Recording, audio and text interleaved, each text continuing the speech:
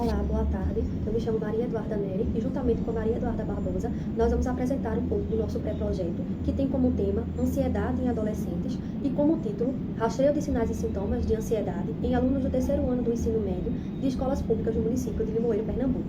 Temos como nosso professor da disciplina o professor Marcos Jonatas e como orientador o professor Davi Felipe. Transtornos mentais ou comportamento anormal, como também é conhecido, são termos utilizados para nomear uma disfunção de caráter psicológico em um indivíduo.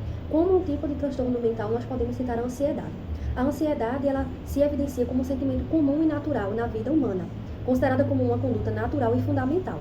Em contrapartida, ela pode ser considerada patológica quando ela se torna intensa em relação ao seu estímulo e começa a interferir nas atividades do cotidiano do indivíduo, afetando a sua qualidade de vida e o seu emocional.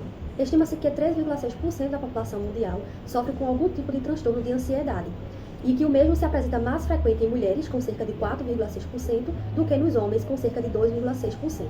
A OMS define a adolescência como uma fase compreendida entre os 10 e 19 anos e é nessa fase onde se apresenta diversas alterações físicas, psicológicas, sociais e dessa forma pode gerar alterações psicoativas que podem, por sua vez, gerar algum tipo de doença mental. Então, no Brasil, estima-se que pelo menos 13% de crianças e adolescentes tenha desenvolvido algum tipo de sintoma associado a algum distúrbio mental, sendo que a maioria desses sintomas ele tem a propensão a permanecer de forma crônica.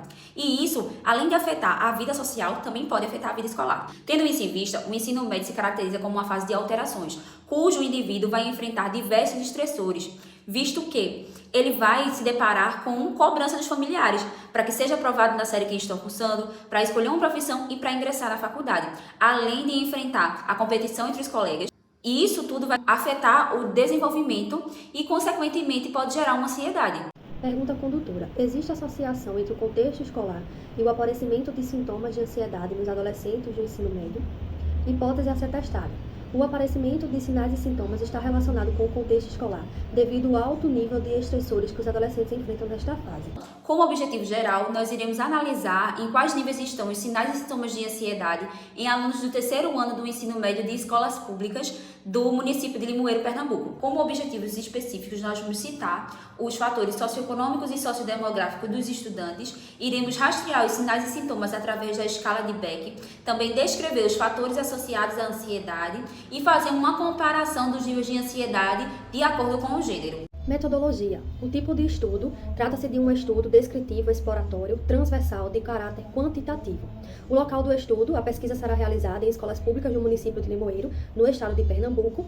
Em relação à população em amostra, do total de 15 escolas existentes no município, foram selecionadas 5 instituições, pois estas atendem ao critério de serem escolas públicas que oferecem o ensino médio. Como critério de inclusão, nós temos o estudante de ambos os sexos que esteja devidamente matriculado na escola pública, tem entre 16 e 19 anos, e por que essa faixa etária, já que a adolescência é entre 10 e 19?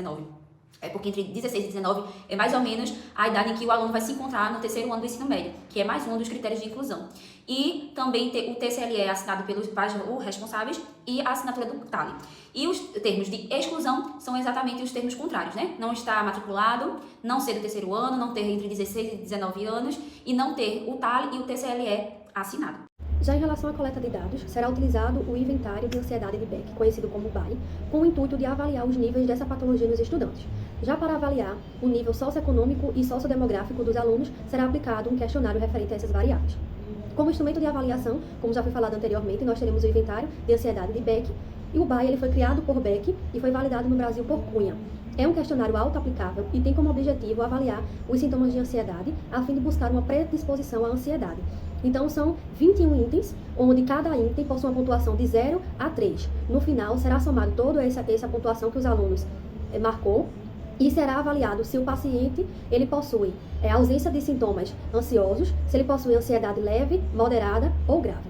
Em relação à análise e interpretação dos dados, eles serão analisados por um banco de dados do Microsoft, o Excel 2016. Em relação ao período de coleta, ele será realizado de janeiro e fevereiro de 2023 e no que diz respeito às considerações éticas, a pesquisa ela vai ser submetida ao Comitê de Ética da Univisa para que seja avaliada e autorizado o estudo. Os pais responsáveis, eles assinam uma autorização formal, que é o TCLE, onde ele vai autorizar o estudante a participar da pesquisa e o estudante também pode assinar o TALI, que é o termo de assentimento e esclarecido.